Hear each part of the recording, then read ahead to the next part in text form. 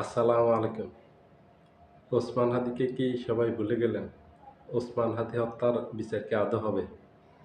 ওসমান হাদিকে নিয়ে এখন আর সরকারের কোনো তৎপরতা নেই এবং ইনকিলাব মঞ্চেরও কোনো প্রোগ্রাম নেই। ইনকিলাব মঞ্চ একেবারে নীরব হয়ে গেছে। সবাই নীরব হয়ে গেছে। রাজনীতিবিদরাও কোনো দলের কোনো রাজনীতিবিদ একটা বক্তব্য দিচ্ছে না ওসমান হাদির এই হত্যার ব্যাপারে, বিচারের ব্যাপারে।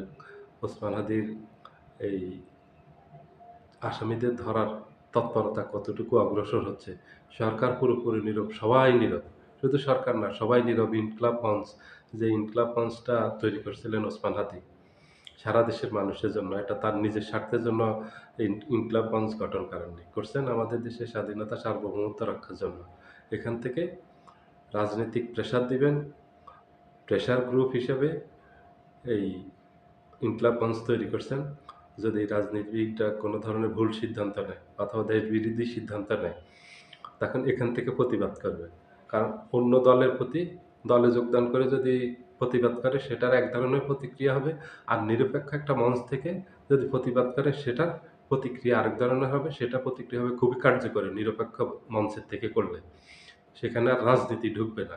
সেখানে শুধু দেশের স্বার্থ থাকবে এবং একটা রাজনৈতিক দল যেভাবে সরকারের উপর প্রেশার তৈরি করতে পারে, তার থেকে অনেক বেশি পারে একটা নিরপেক্ষ মঞ্চ।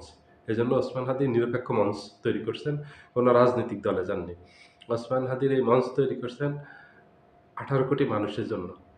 ওসমান হাদি কথা বলছেন ১৮ কোটি মানুষের জন্য, নিজের স্বার্থের জন্য কথা বলেননি। নিজের স্বার্থের জন্য কথা বললে ওসমান হাদিকে হত্যার শিকার হতে হতো না, জীবন দিতে হতো না। আজকে ওসমান হাদির ওয়াইফ একটা ফেসবুকে স্ট্যাটাস দিয়েছে যে ওসমান হাদির হত্যার বিচার কি হবে? আসলে হবে? সবাই নীরব হয়ে গেছে। খুব আবেগঘন স্ট্যাটাস দিয়েছে এবং এটা দেয়া স্বাভাবিক। কারণ ওসমান হাদিকে নিয়ে এখন কেউ কোনো কথা বলতেছেন না।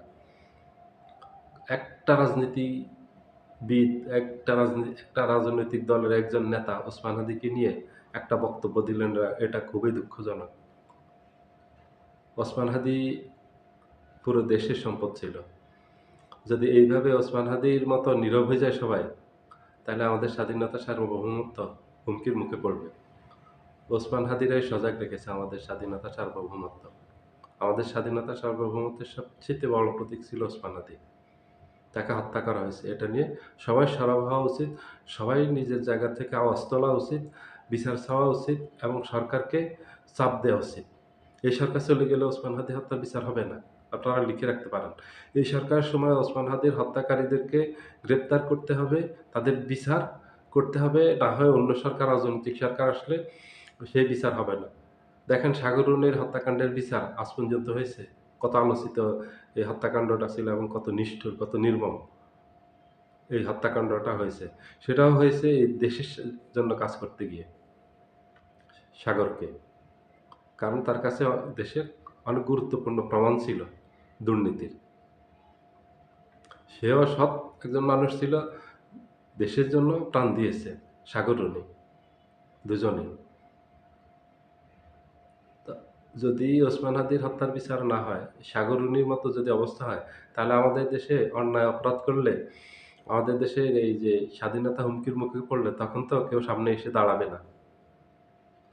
জীবন দিয়েছে, অন্তত তার এই জীবনের বিনিময়ে যে জীবন দিল, অন্তত তার বিচারটা তো হওয়া উচিত। সবার তো এই বিচার চাওয়া উচিত এবং রাস্তায় আন্দোলন করা উচিত।